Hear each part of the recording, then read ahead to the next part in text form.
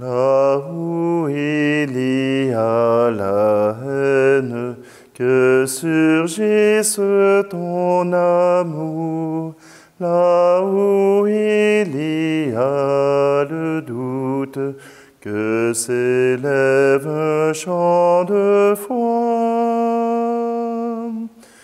Que ton règne vienne, comme l'aube sur la nuit. Que ton règne vienne, qu'il éclaire et change notre vie. Là où règnent les ténèbres, que paraisse ta clarté. Là où cesse l'espérance, que s'élève un chant d'espoir. Que ton règne vienne, comme l'aube sur la nuit. Que ton règne vienne, qu'il éclaire et change notre vie. Nous sommes réunis au nom du Père, du Fils et du Saint-Esprit. Amen. Le Seigneur soit avec vous. Bienvenue en cette célébration du samedi, le 20 mars. En cette célébration, bien, le Seigneur Jésus se fait faire son procès avant le temps. Voilà que dans cette attitude, nous sommes appelés à nous lancer dans les bras du Père, demander son soutien, demander son aide, un peu comme Jérémie l'a fait.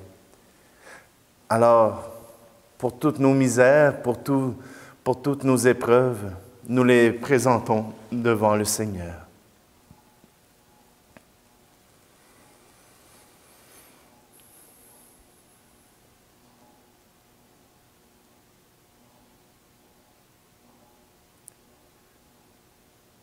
Seigneur, prends pitié.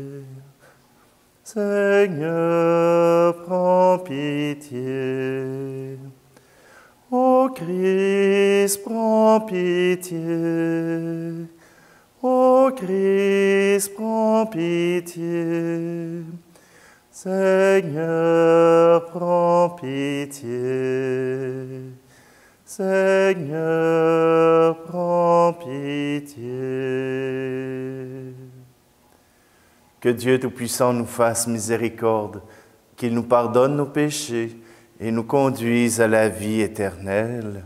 Amen. Prions. Sans toi, Seigneur, il nous est impossible de te plaire. Dans la tendresse que tu nous portes, guide-nous, dirige nos cœurs.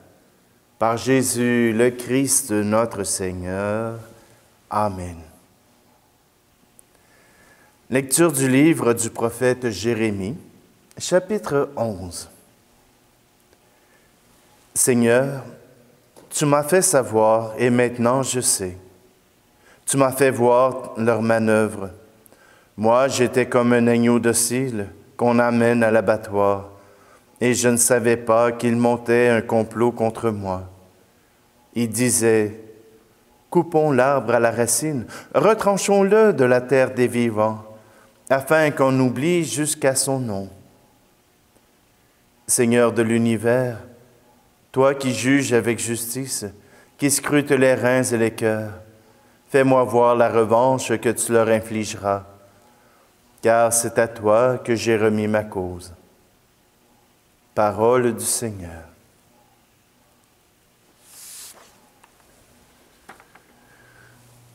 Sois mon rocher, sois mon abri, sois pour mes yeux la lumière de vie. Sois mon rocher, sois mon abri. Sois pour mes yeux la lumière. Tu m'as instruit de ma jeunesse, et jusqu'ici j'ai chanté tes merveilles. Je resterai à te louer en ma vieillesse. Sois mon rocher, sois mon abri, sois pour mes yeux la lumière de vie. Sois mon rocher, sois mon abri, sois pour mes yeux la lumière. Tu m'as choisi dès ma naissance, tu m'as aimé dès le sein de ma mère. Quand vient le soir, sois dans le noir, mon espérance.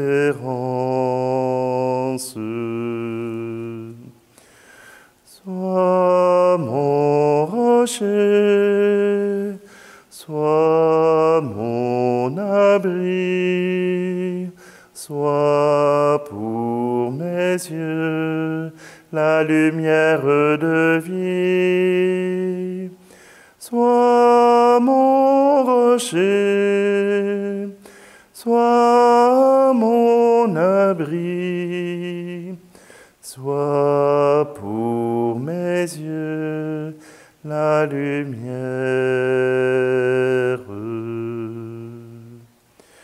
Tu as veillé sur mon enfance, tu seras là au déclin de mes jours.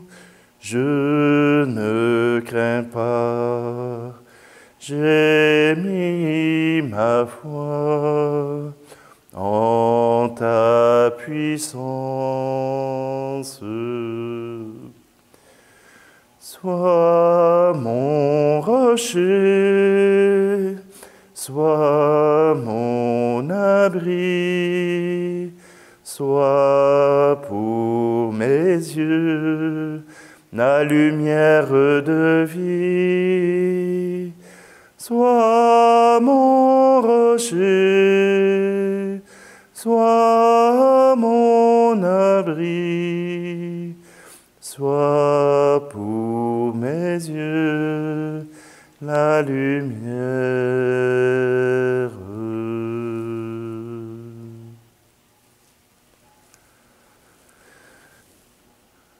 Ta parole, Seigneur, est vérité, et ta loi délivrance. Heureux ceux qui ont entendu la parole dans un cœur bon et généreux, qui la retiennent et portent du fruit par leur persévérance. Ta parole, Seigneur, est vérité, et ta loi délivrance.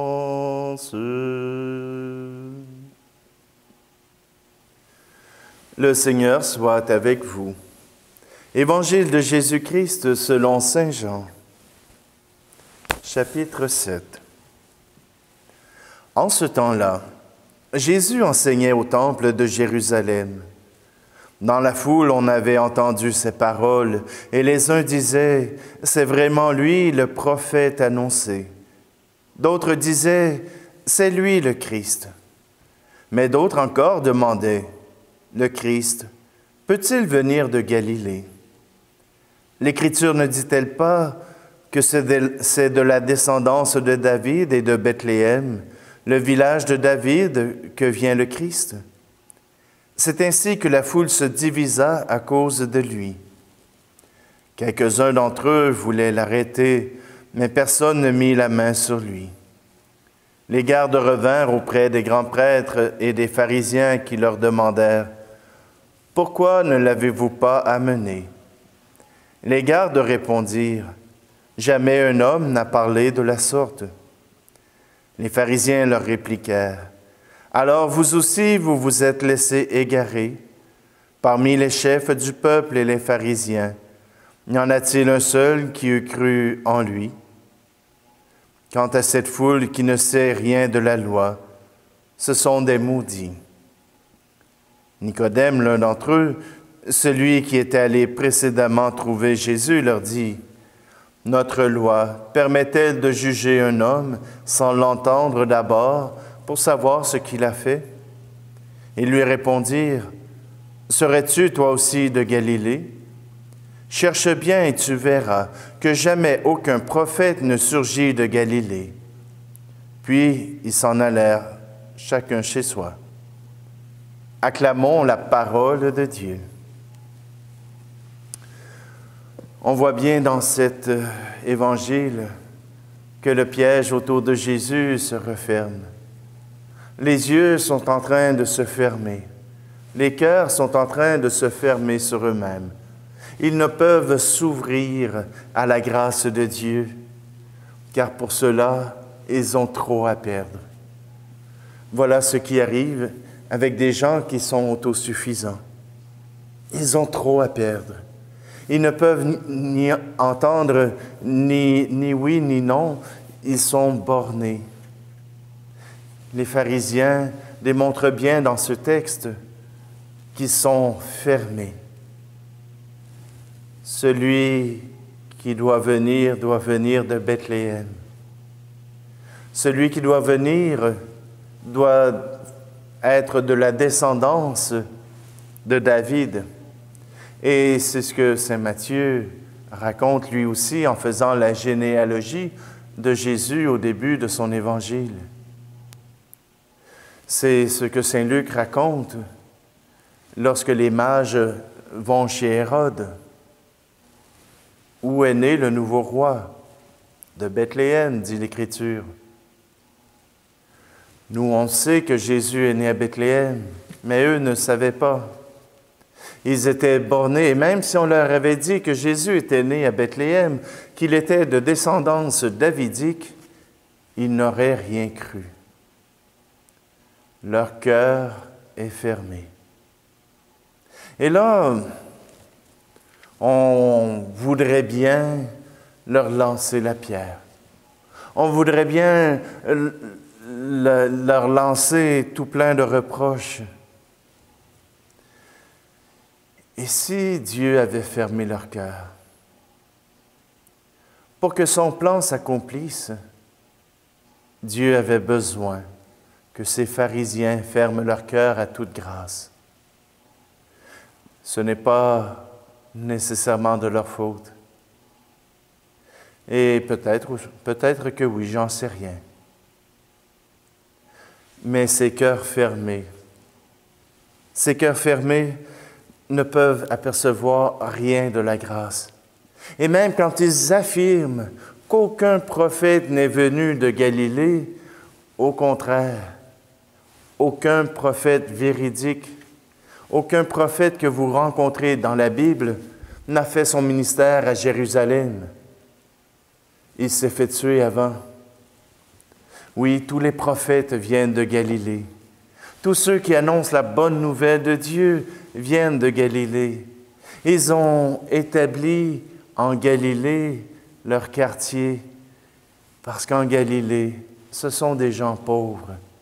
Ce sont des gens qui comptent sur l'agriculture, qui comptent sur la grâce de Dieu pour vivre et pour survivre. À Jérusalem, il y a tout. La nourriture arrive par chariot complet à chaque jour. L'eau y abonde, et voilà qu'autour du temple, il y a suffisamment de commerce pour faire vivre toutes ces familles qui travaillent au culte du temple. Alors ils n'ont pas besoin de la grâce de Dieu. Même s'ils passent leur journée à en parler, ils n'ont pas besoin de la grâce de Dieu. En parler suffit. Jésus vient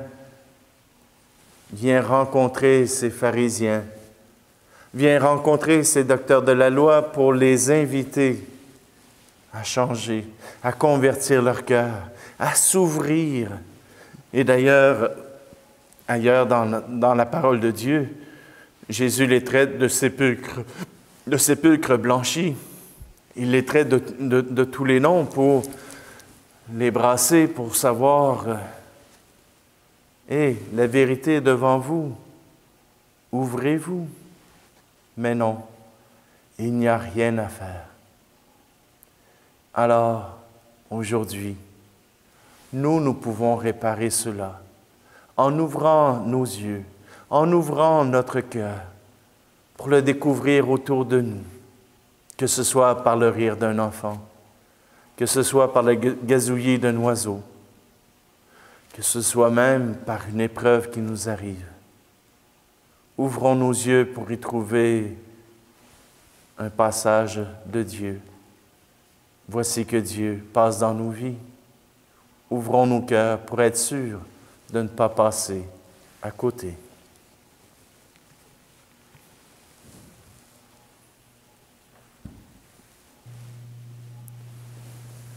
Tu es béni, Dieu de l'univers, toi qui nous donnes ce pain, fruit de la terre et du travail des hommes et des femmes.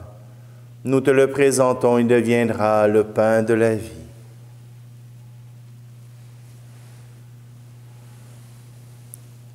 Tu es béni, Dieu de l'univers, toi qui nous donnes ce vin, fruit de la vigne et du travail des hommes et des femmes.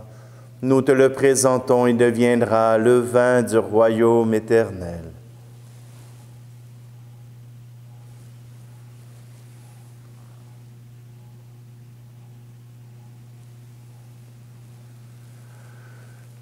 Prions ensemble au moment d'offrir le sacrifice de toute l'Église. Accueille nos offrandes, Seigneur, avec bienveillance. Et si nos volontés se rebellent, ramène-les vers toi. Par Jésus le Christ, notre Seigneur. Amen.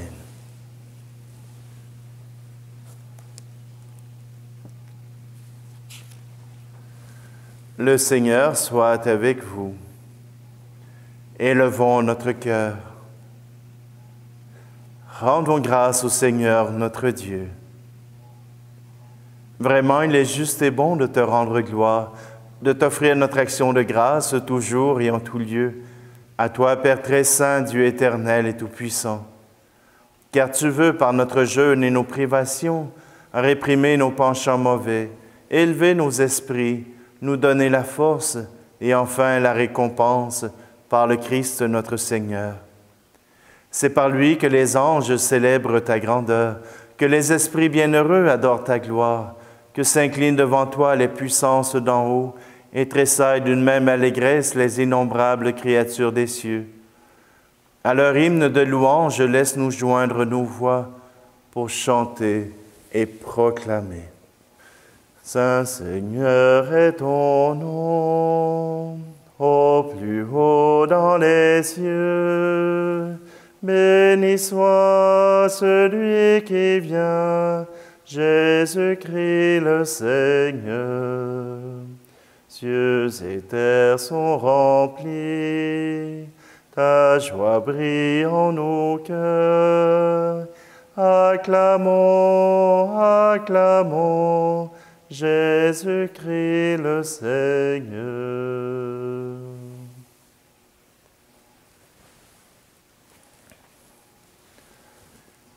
Toi qui es vraiment saint, toi qui es la source de toute sainteté, Seigneur, nous te prions. Sanctifie ces offrandes en répandant sur elles ton esprit. qu'elles deviennent pour nous le corps et le sang de Jésus le Christ, notre Seigneur. Au moment d'être livré et d'entrer librement dans sa passion, il prit le pain.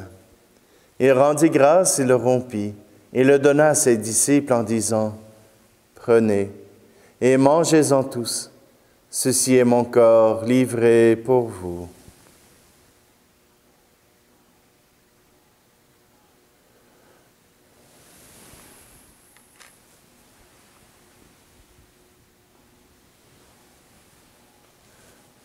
De même, à la fin du repas, il prit la coupe.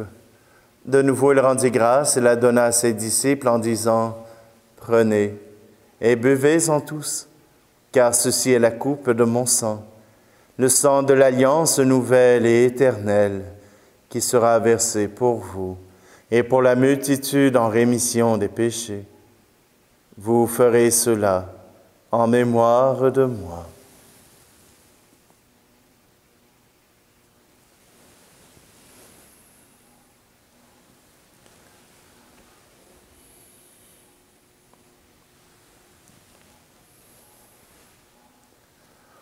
Quand nous mangeons ce pain et buvons à cette coupe, nous célébrons le mystère de la foi. Nous rappelons ta mort, Seigneur ressuscité, et nous attendons que tu viennes. Faisant ici mémoire de la mort et de la résurrection de ton Fils, nous t'offrons, Seigneur, le pain de la vie et la coupe du salut, et nous te rendons grâce car tu nous as choisis pour servir en ta présence. Humblement, nous te demandons qu'en ayant part au corps et au sang du Christ, nous soyons rassemblés par l'Esprit Saint en un seul corps. Souviens-toi, Seigneur, de ton Église répandue à travers le monde. Fais-la grandir dans ta charité avec le pape François, notre évêque Luc et tous ceux qui ont la charge de ton peuple. Souviens-toi aussi de nos frères et sœurs qui se sont endormis dans l'espérance de la résurrection et de tous les hommes et femmes qui ont quitté cette vie. Reçois-les tous dans ta lumière auprès de toi. Et sur nous tous, enfin, nous implorons ta bonté. Permets qu'avec la Vierge Marie, la bienheureuse Mère de Dieu, avec Saint Joseph, son époux, les apôtres et les saints de tous les temps qui ont vécu dans ton amitié, nous ayons part à la vie éternelle et que nous chantions ta louange par Jésus-Christ, ton Fils bien-aimé.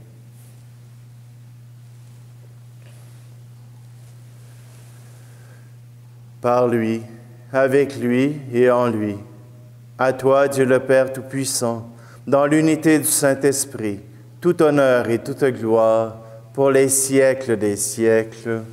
Amen.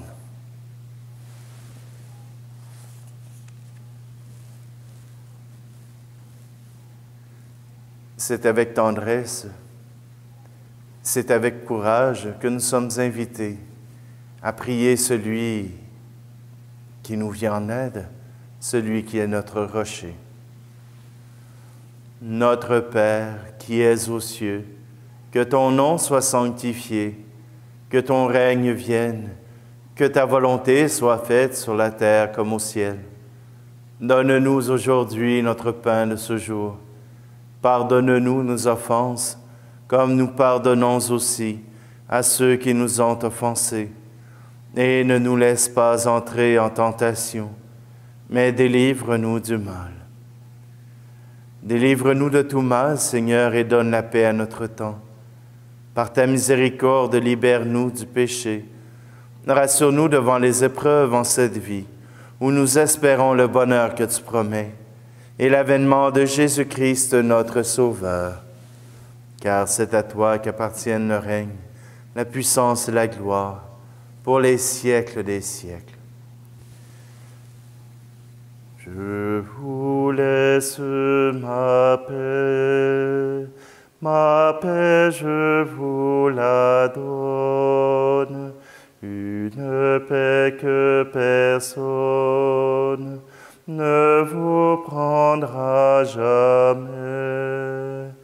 Je vous laisse ma paix, non pas comme le monde, mais une paix profonde au goût d'éternité.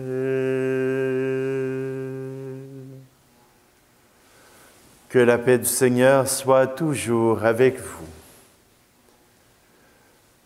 Agneau de Dieu, qui enlève le péché du monde, prends pitié de nous. Agneau de Dieu, qui enlève le péché du monde, prends pitié de nous. Agneau de Dieu, qui enlève le péché du monde, donne-nous la paix.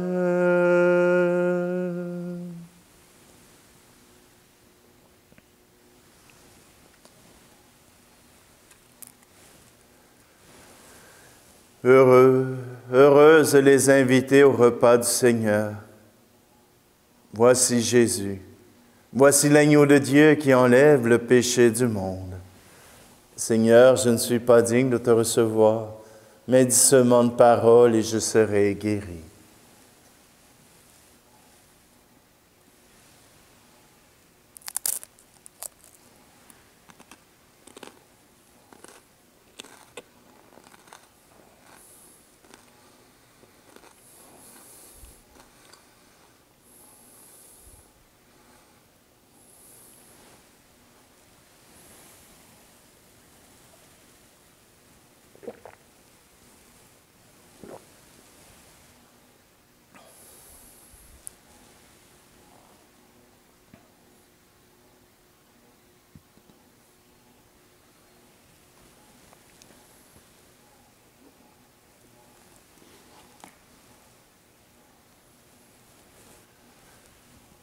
Que tes saints mystères nous purifient, Seigneur, qu'ils agissent en nous pour nous rendre agréables à tes yeux. Par Jésus le Christ, notre Seigneur. Amen. Alors, entrons dans la joie du Seigneur, confions-nous à lui. C'est lui qui nous attend. Le Seigneur soit avec vous. Et que Dieu Tout-Puissant vous bénisse, celui qui est Père, Fils et Esprit Saint. Amen. Allez dans la paix et la joie du Christ. Trouvez dans ma vie ta présence, tenir une lampe allumée. Choisir d'habiter la confiance, aimer et se savoir aimer, aimer et se savoir